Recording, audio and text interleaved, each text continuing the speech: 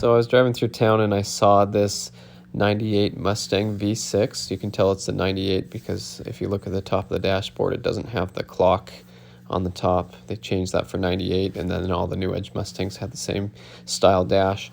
But anyway, this black Mustang was in town the same time that I had my laser red 97 V6 Mustang.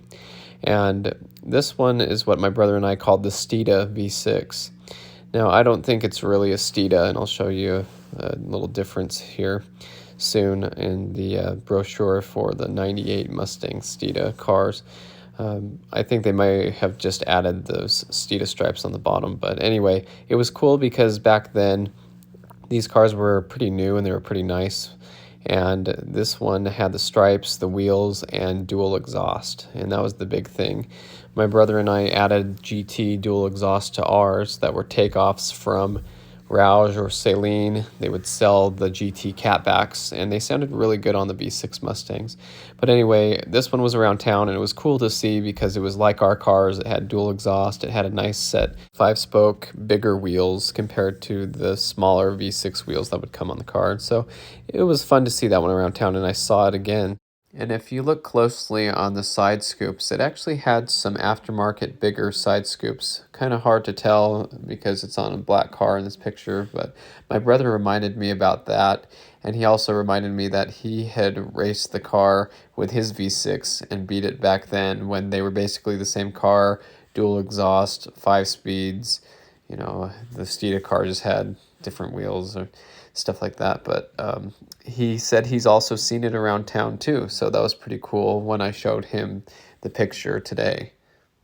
So here's the Steeda 98 Mustang, and you can see that the Steeda stripes should go down the doors, down the middle. Here's a 98 Cobra laser red that had the Steeda package, and it had a Vortex supercharger on it from Steeda, and the strut tower brace, and a bunch of things.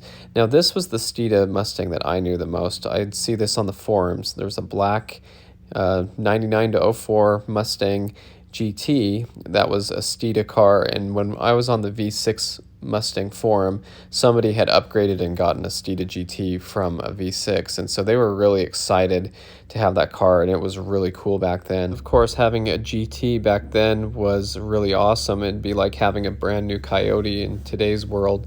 And I remember the big wing on the back, and I remember watching videos of this guy do donuts in like a circular cul-de-sac and then exiting the cul-de-sac down the road while he was doing a burnout. So I thought that was pretty cool, and I always liked the car. I never aspired to have one. I didn't think they were as cool to me as like a Bullet or a Mach 1, but they were still really cool cars and really nice. And so here's a little ad for the Steeda Mustang GT.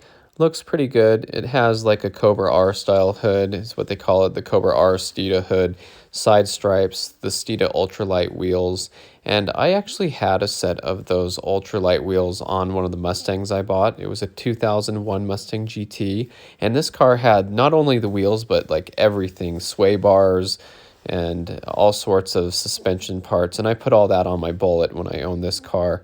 But the Steeda GT was pretty cool because I'm not sure if they all came this way, but you could see the bigger wing. This one had the wheels changed, but here's some seats that have Steeda on them. The earlier ones, I'm not sure if they had the seats or not, but here's a plaque that shows the number of the Steeda car.